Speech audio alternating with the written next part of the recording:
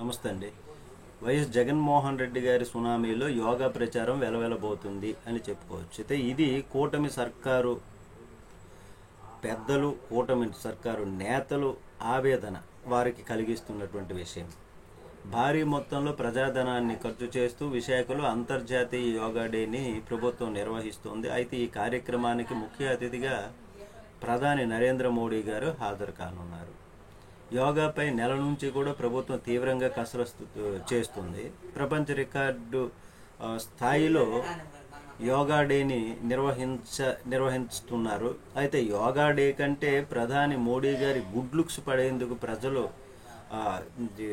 అనుకుంటున్నారు. ఇప్పుడు చంద్రబాబు నాయుడు గారి పైన, నారా లోకేష్ గారి పైన ఆయన దృష్టి పడేందుకు ఇలాగ చేస్తున్నారు అని ప్రజలు అనుకుంటున్నటువంటిది. ఈ నేపథ్యంలో యోగా డేకి సిద్ధమైనటువంటి తరుణంలో వైఎస్ జగన్ సునామీ వచ్చి పడింది. పల్నాడు జిల్లాలో ఆయన పర్యటించడం, అక్కడ జనస్పందన, విపరీతమైనటువంటి జనస్పందన, దృష్టి అంతా అందరి దృష్టి దానిపైనకి వెళ్ళటం, ఆ తర్వాత రోజు మీడియాను సమావేశం ఏర్పాటు చేయటం, ఆ మీడియా సమావేశంలో ఆయన ప్రభుత్వం పైన విరుచుకుపడడం, సూపర్ 6 అని ఇట్లాంటి అమలు చేయటం లేదు, తర్వాత విధ్వంసాలు చేస్తున్నారు, అఘాయిత్యాలు, స్త్రీలపైన అఘాయిత్యాలు, ఇట్లాంటివన్నీ కూడా. దీంతో జగన్మోహన్ రెడ్డి పైన కూడా కౌంటర్ ఇవ్వాల్సినటువంటి పరిస్థితి కూటమి సర్కారుకి ఏర్పడింది. చివరికి సీఎం చంద్రబాబు నాయుడు గారు కూడా అంతర్జాతీయ యోగా డే నిర్వహిస్తుంటే రప్పారప్ప అంటూ సినిమా డైలాగులు చేయడం ఏంటని అసహనాన్ని వ్యక్తం చేసేటటువంటి పరిస్థితి. అయితే ఏపీ వ్యాప్తంగా యోగా డే కంటే పల్నాడు జిల్లాపైనే అందరి దృష్టి పడింది. పల్నాడు జిల్లా పర్యటనలో జగన్మోహన్ రెడ్డి పర్యటన సందర్భంగా దాన్ని వచ్చినటువంటి జనాన్ని అడ్డుకునేటటువంటి కార్యక్రమం చేయటం, 4 కార్లు వెళ్ళాలి, 100 మంది జనాలే వెళ్ళాలి అన్నా కానీ జనం ఎవరంతట వాళ్ళుగా ఎగబడిపోతూ వస్తూ జనస్పందన విపరీతంగా కనిపించటం,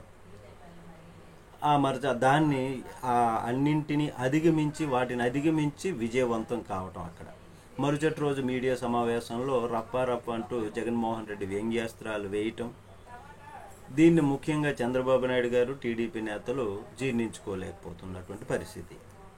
కోట్లాది రూపాయలు ఖర్చు పెడుతూ ఉన్నతాధికారులతో, మంత్రులతో సమీక్ష సమావేశాలు ఏర్పాటు చేసుకుని అంతర్జాతీయ యోగా డే విజయవంతం చేయాలని మేము చూస్తే తమనెవరూ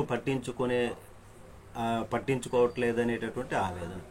ఎందుకంటే ఇక్కడ పట్టించుకోవట్లేదని ఒక జగన్మోహన్ రెడ్డిని అక్కడ ముద్దాయిగా చూపించక్కర్లేదండి. ఆయన పర్యటన, ఆయన ఎలాగ ప్రజాభిమానం ఆయనకి ఇప్పుడు కనిపిస్తున్నటువంటి పరిస్థితి కనబడుతుంది అక్కడ. కానీ ప్రజలు కూడా, విశాఖ నగరవాసులు కూడా, అలాగే రాష్ట్ర వ్యాప్తంగా కూడా అనుకుంటున్నటువంటిది ఏంటి, రాష్ట్రం దివాలా తీసింది ఆర్థికంగా అని వారే చెప్తున్నారు. చెప్పినప్పుడు కూడా ఇన్ని కోట్లు ఖర్చు పెట్టి, ఇంత పెద్ద మొత్తంలో ఖర్చు పెట్టి ఈ ప్రపంచ యోగా దినోత్సవాన్ని నిర్వహించటం అంత అవసరమా? ఇది దేనికోసం? ఆ ప్రధాని మోడీ గారి దృష్టి వీళ్ళపైన పడాలని ఉద్దేశం మీదే కదా, వాళ్ళ కోసమే చేస్తున్నటువంటిది అనేటటువంటి విధంగా అనుకుంటున్నారు ఇప్పుడు ప్రజలు విమర్శిస్తున్నటువంటిది.